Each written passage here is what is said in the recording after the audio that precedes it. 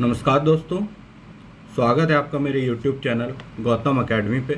मेरा नाम है राहुल कान गौतम और आज के इस वीडियो में हम डिस्कस करेंगे यूपी एपीओ के प्रीवियस पेपर के बारे में, जो कि आपका 2002 का होगा। इससे पहले हम लेक्चर में 2 पार्ट में इसको कवर कर चुके हैं और ये आपका होगा पार्ट 3, जिसमें हम बचे हुए 50 क्वेश्चंस को डिस्कस करेंगे, जिसमें आपका UP regulation act, UP police regulation act से भी रिलेटेड क्वेश्चंस होंगे। तो आइए डिस्कस करते हैं। इसमें पहला क्वेश्चन होगा आपका, a conditional order for removal of public nuisance under section 133 of CrPC may be passed by the.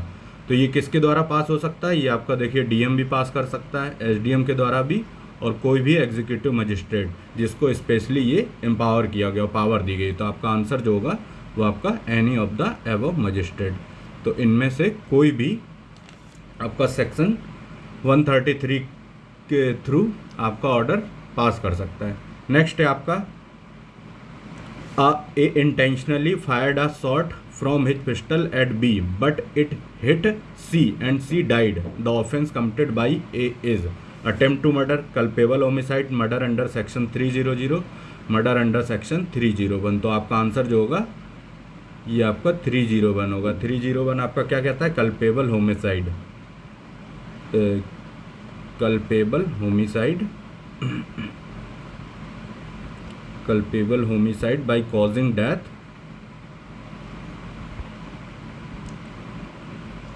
Causing death of person other than person whose death was intended,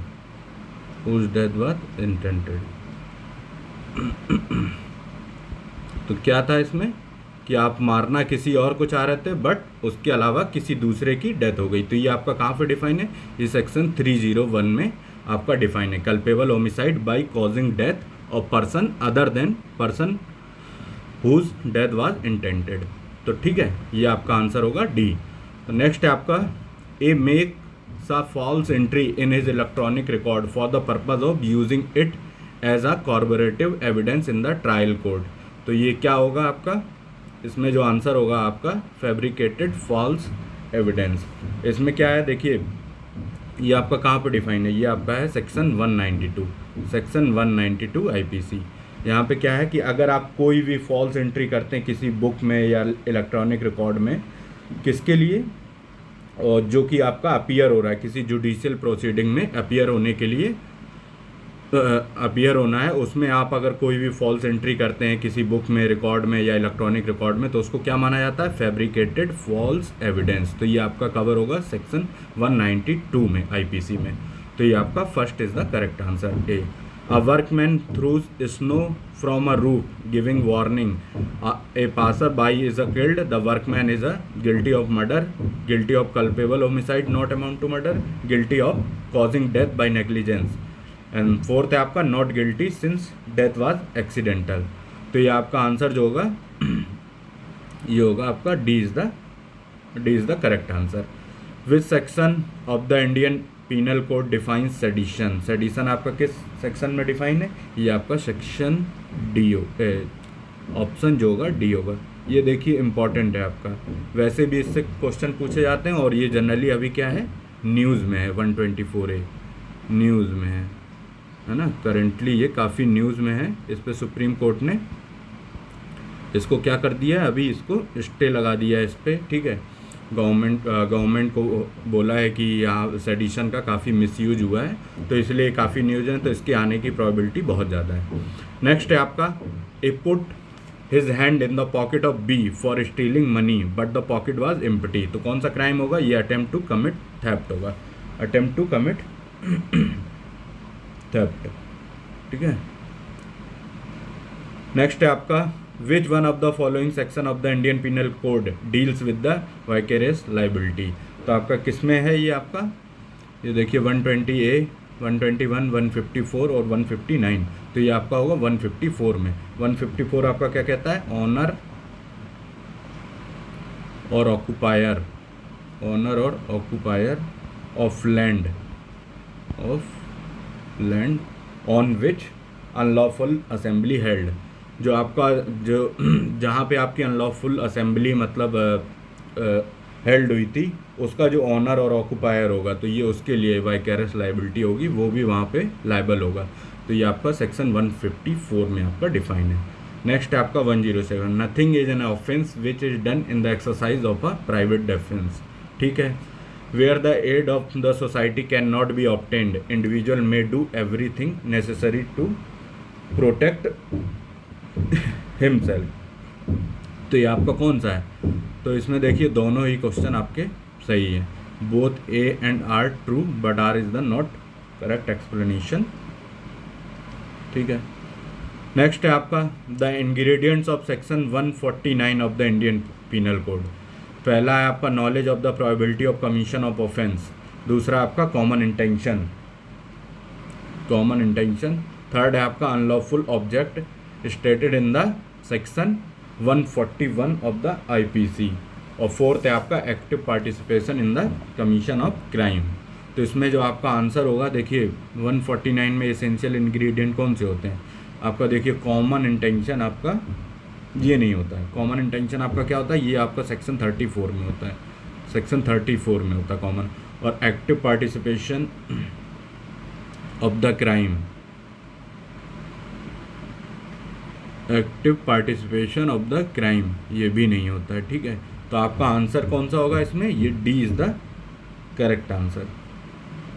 और डी आपका जो होगा 1 and 3, knowledge of probability of the commission of offence ये होता है, और third आपका unlawful object 141।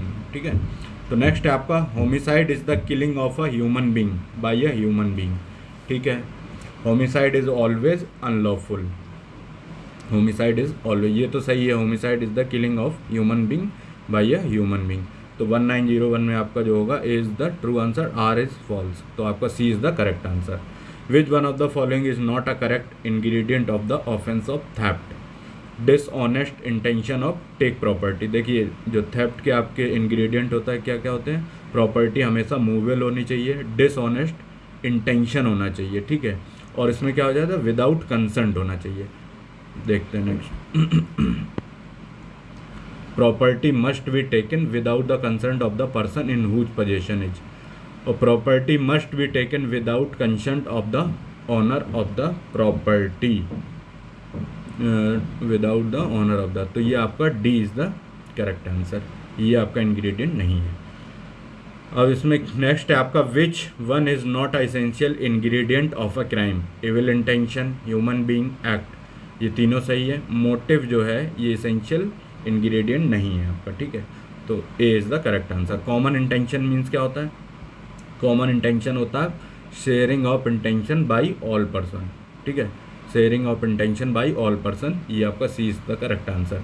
Sexual intercourse by a man with a woman even after her consent is a rape if she is below the age of, तो ये आपका देखिए 18 years, अगर 18 ईयर्स से बिलो है, नीचे है, तो उसको क्या रेप ही माना जाएगा। ठीक है, तो ये आपका देखिए कहाँ पे डिफाइन है?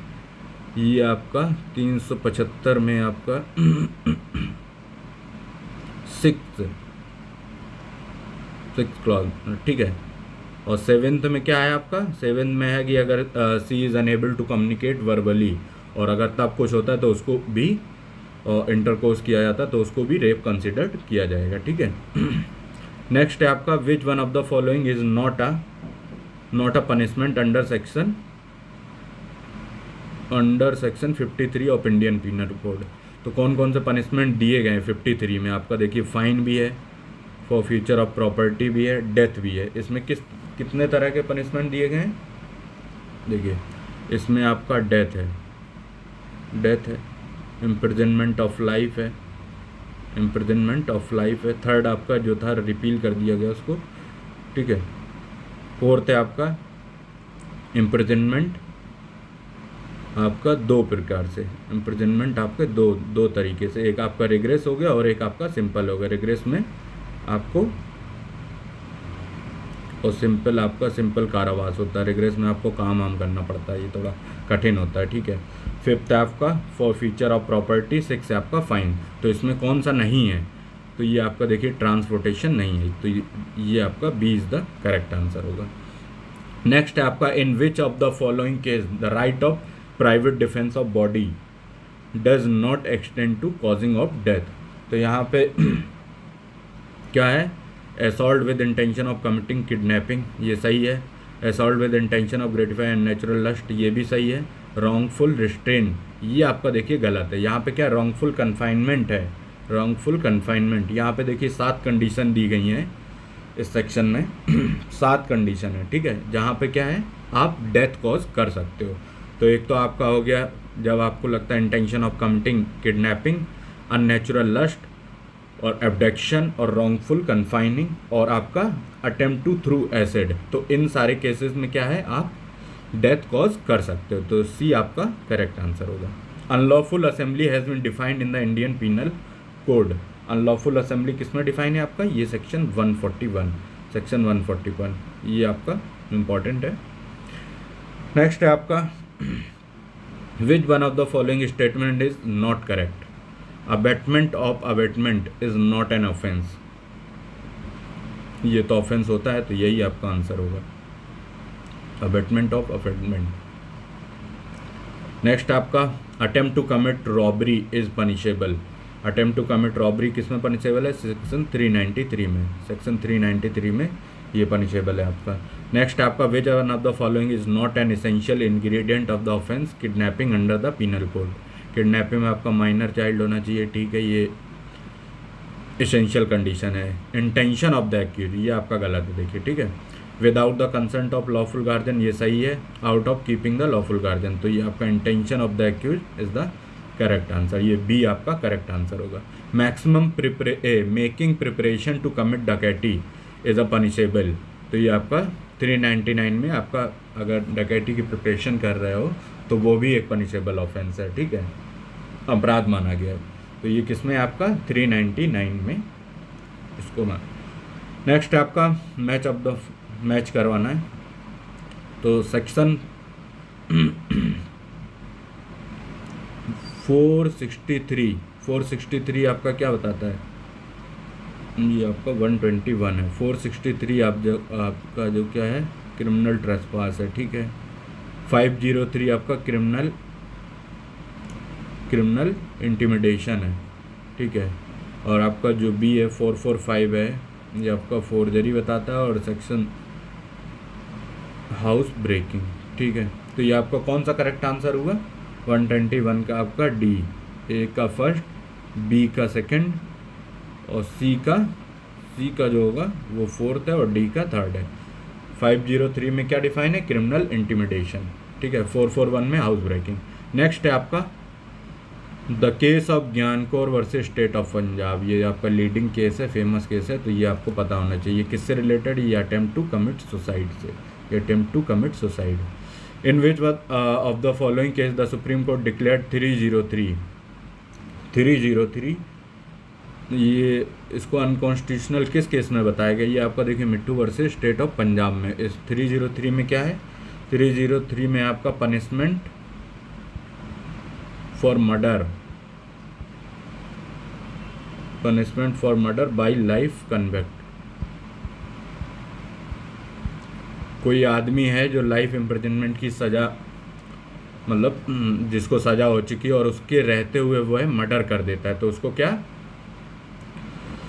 तो उसके लिए ये सेक्शन 303, तो इसमें क्या है उसको सीधे फांसी की सज़ा देने का मतलब डेथ सेंटेंस बोला गया था, तो सुप्रीम कोर्ट ने इसको अनकॉन्स्टिट्यूशनल बताया था। और ये जो आपकी बेंच थी इसमें जस्टिस चंद्रचूड़ थे और दूसरा आपका कौन थे, ये आपका चिनप्पा रेड्डी थे, ठीक है, ये थोड़ा सा याद रखिएगा, पूछ लेता है कभी कभी जस्टिस के नाम।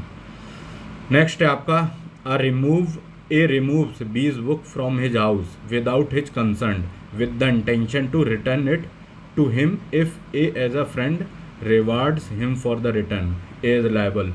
A जो है B की किताब को हटा देता है उसकी बिना कंसर्न के, ठीक है, उसको रिटर्न करता है लेकिन चाहता क्या है उसके बदले में कि वो उसको रिवॉर्ड दे, ठीक है, रिटर्न करने पे, तो A किसके लिए लायबल होगा, ये आपका देखिए थेफ्ट नहीं है। 124 में आपका देखिए सॉरी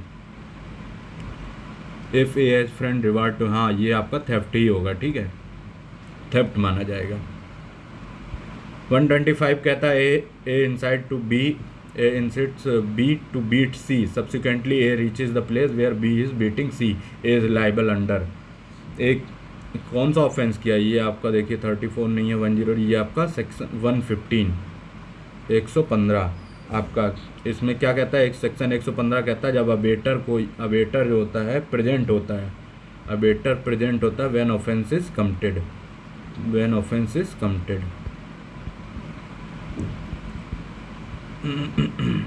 कोई क्राइम जब कमिट होता है और अबेटर उसमें प्रेजेंट होता है तो ये आपका सेक्शन 115 होता है, ठीक है, आईपीसी। नेक्स्ट है आपका A cheats by pretending to be a person who is a deceased is liable for the punished. A cheats करता है मतलब धोखा देता है किसी को, to be a person who is deceased is liable, तो ये आपका देखो कौन सा, ये आपका हो गया देखो पर्सोनेशन हो गया, ठीक है, तो ये आपका 419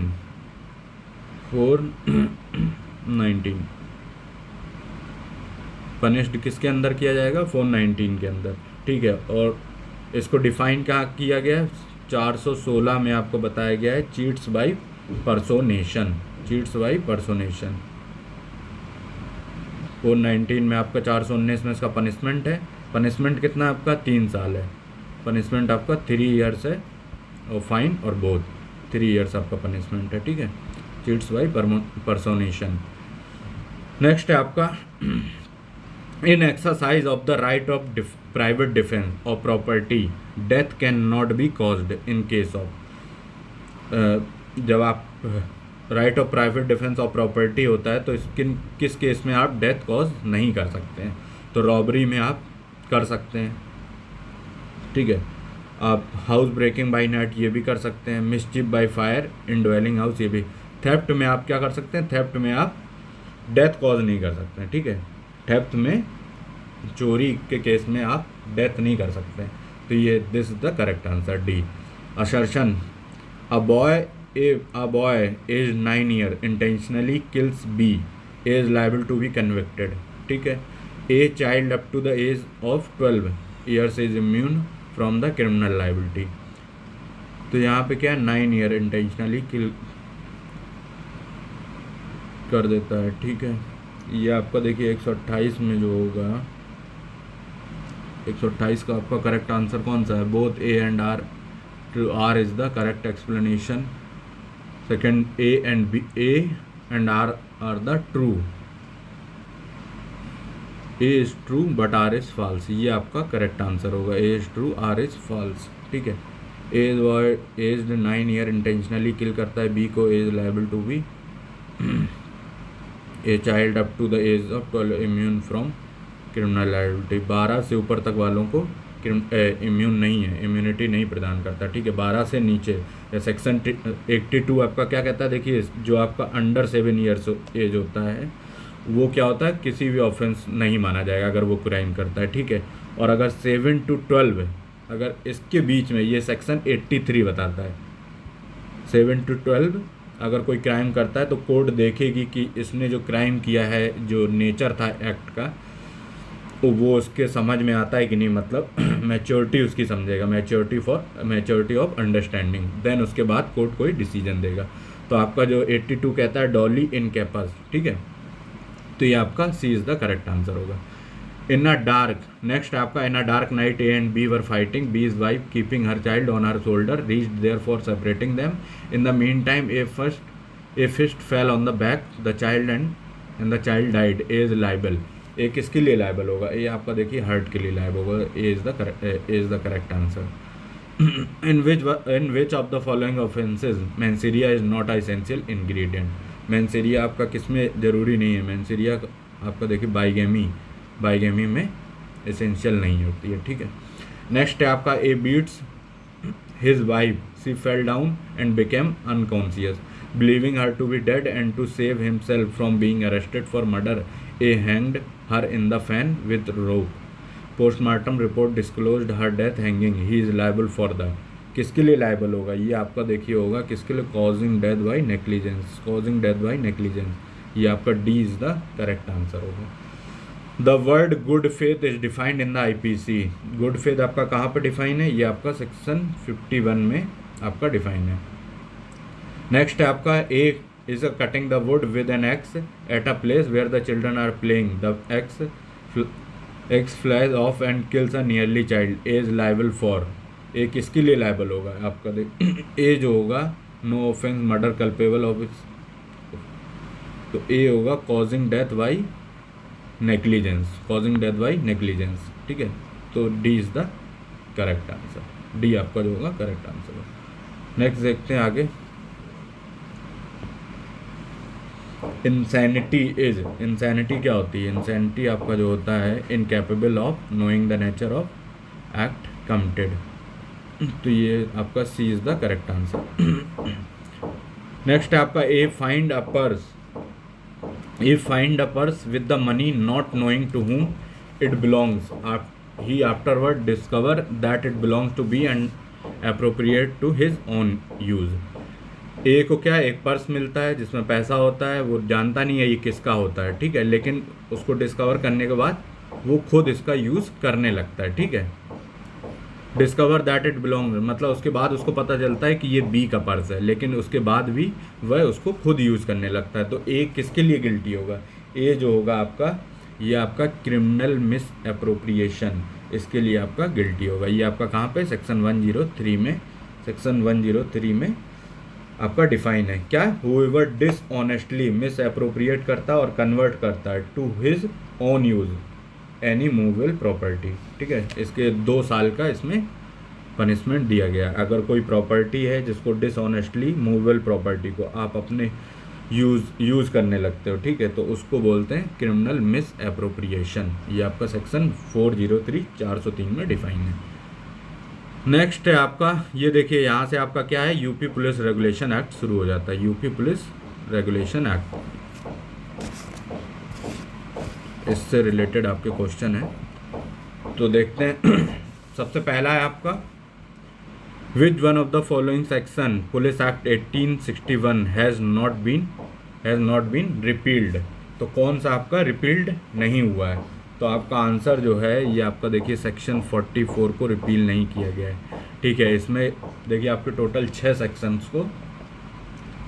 सेक्शन हैं उनको रिपील किया गया, उनको ख़त्म किया गया। टोटल आपके 47 सेक्शन है, उसमें भी आपके 6 सेक्शंस को ख़त्म कर दिया गया है। तो आपका कौन सा है, सेक्शन 6 है, 41 है, 11 है, ठीक है, और आपका 38, 39 और 40 और 41, ठीक है, 38, 39 और आपका 40 और 41, ठीक है। तो ये सारे सेक्शन को क्या किया गया, सॉरी 41 नहीं है नहीं 41 भी है, तो इन सबको रिपील कर दिया गया है, ठीक है। तो ये आपका आंसर होगा सेक्शन बी, आपका is the correct answer. What is the date of enforcement of the police UP amendment act 2001, तो आपकी इन्फोर्समेंट डेट क्या है, ये 10 अगस्त 2001, तो C is the correct answer. Which paragraphs of the UP police regulation deals with the absconding offences, तो किससे ये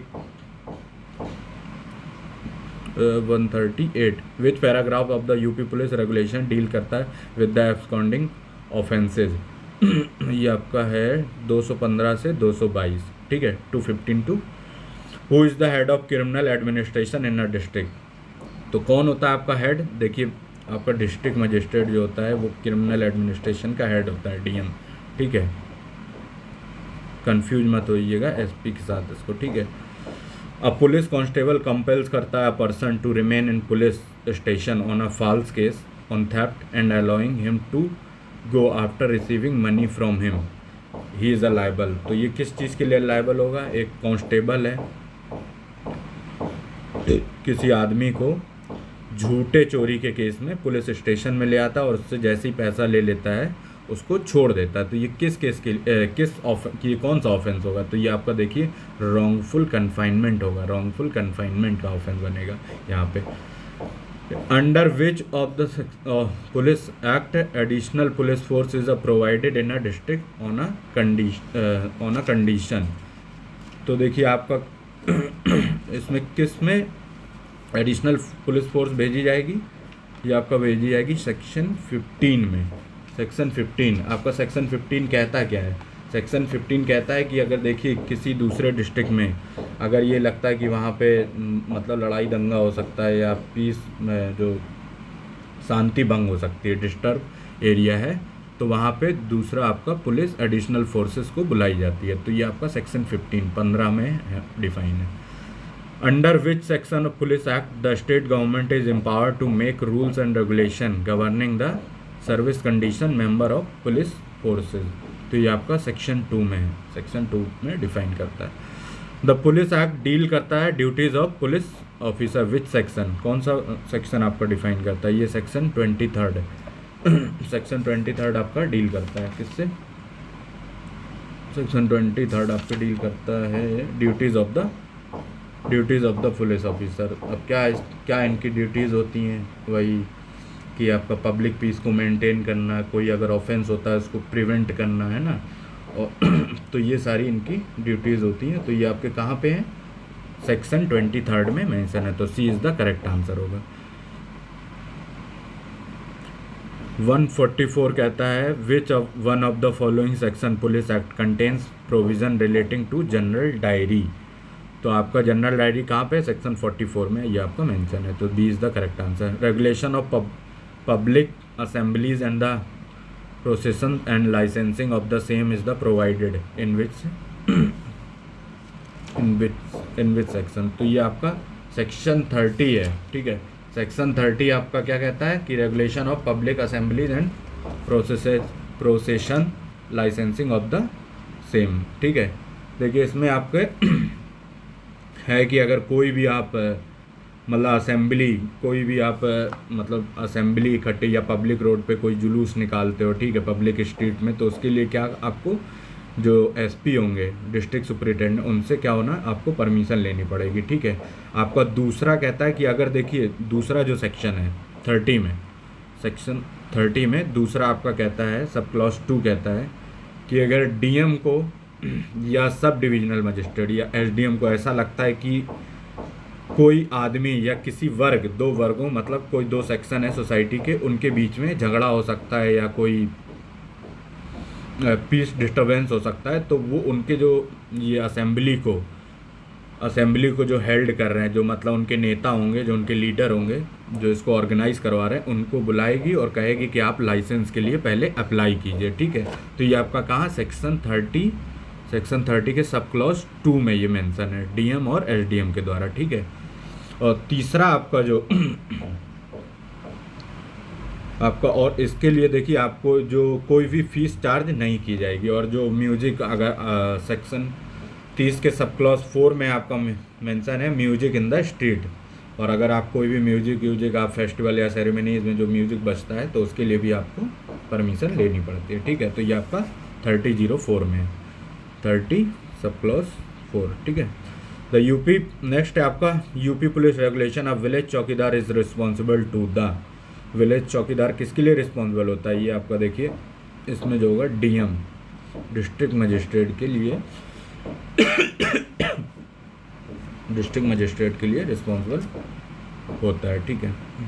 the power of district superintendent of police to regulate the volume of music on the roads on the occasion of festival is provided, जो अभी बताया है। देखिए इसमें किस में है आपका, सेक्शन 30 में क्लॉज 4 में है, क्लॉज 4 में है। पहले में आपका क्या है, 30 के क्लॉज 1 में क्या है कि आपको जो डिस्ट्रिक्ट सुपरिटेंडेंट पुलिस होगा या एएस या असिस्टेंट डिस्ट्रिक्ट सुपरिटेंडेंट होगा, उससे आपको क्या लेनी पड़ेगी, अगर कोई भी आप असेंबली ऑर्गेनाइज कर रहे हो, प्रोसेशन कर रहे हो पब्लिक रोड पे या स्ट्रीट में, तो उनसे आपको परमिशन लेनी पड़ेगी, ठीक है। दूसरा आपका कहता है 30 सब क्लॉज 2 कि अगर डीएम को या एसडीएम को ये लगता है कि दो सेक्शंस के बीच में झगड़ा हो सकता है या जो पब्लिक पीस होगी वो पब्लिक पीस ख़त्म हो सकती है, तो ऐसी सिचुएशन में जो ऑर्गेनाइज़र होते हैं उनको लाइसेंस के लिए आवेदन करना पड़ता है, ठीक है, और इसकी कोई फीस नहीं होती है। तो ये आपका है। 148 कहता है under section 25 of the police act 1861 of the charge of unclaimed property is to be take by the तो यहाँ पे किसको जा, एवरी पुलिस ऑफिसर, ठीक है। अगर कोई अनक्लेम्ड लावारिस प्रॉपर्टी है तो वो किसके द्वारा जब्त की जा सकती है? कोई भी पुलिस ऑफिसर है, ये आपका सेक्शन 25 में है कि अगर कोई लावारिस प्रॉपर्टी है रोड पे या कहीं भी आपको दिख जाती है तो कोई भी पुलिस ऑफिसर इसको कब्जे में ले सकता है, ठीक है, जब्त कर सकता है, ठीक है। तो ये आपका, और इसके बाद में उसको देखिए क्या करेगा, मजिस्ट्रेट को इसको बताएगा, मजिस्ट्रेट को इन्फॉर्म करेगा, ठीक है। फिर उस नेक्स्ट आपका the statutory powers of the inspector general of police under section 7 the police act is subject to. तो ये आपका कौन, article 311 of the constitution of India. ये आपका देखिए सेक्शन 7 जो कहता है, क्या कहता है सेक्शन 7 आपका कहता है अपॉइंटमेंट, डिसमिसल और इन्फीरियर ऑफ द ऑफिसर, ठीक है। तो अगर कोई भी एक्शन, ये एक प्रकार से इस सेक्शन के अकॉर्डिंग आपका एक्शन लिया जाता है पुलिस वालों के ऊपर, ठीक है, आर्टिकल 311 सेक्शन 7 में। और आर्टिकल 311 में क्या है आपको देखिए, नेचुरल जस्टिस को ज़रूर फॉलो करना पड़ेगा। अगर कोई आप एक्शन लेते हैं तो पहले क्या उनको भी सुना जाएगा, ठीक है, जो भी आपके पुलिस ऑफिसर्स होंगे उनको भी अपना पक्ष रखने का मौका मिलेगा। तो ये आपका क्या है, नेचुरल जस्टिस का रूल है। 150 कहता है special police officer under the police act can be appointed by the.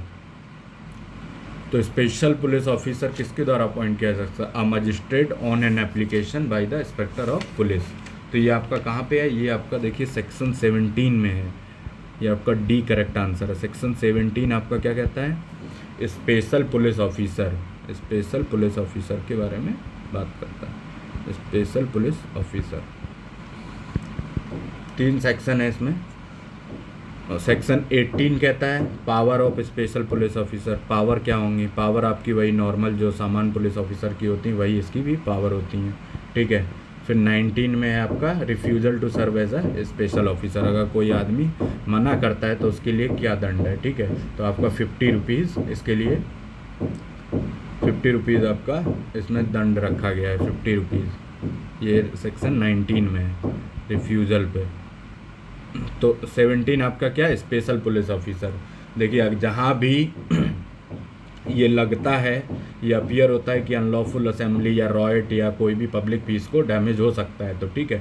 तो ऐसी सिचुएशन में जो आपका इंस्पेक्टर होता है, इसके नीचे का रैंक का नहीं, ये मजिस्ट्रेट को एक एप्लीकेशन देता है और वहाँ के जो रेजिडेंट होते हैं उनको भी उसमें स्पेशल पुलिस ऑफिसर की तरह उनको भी मतलब शामिल किया जा सकता है उसमें। ये आपका सेक्शन 17 में है, डिफाइन है स्पेशल पुलिस ऑफिसर, ठीक है।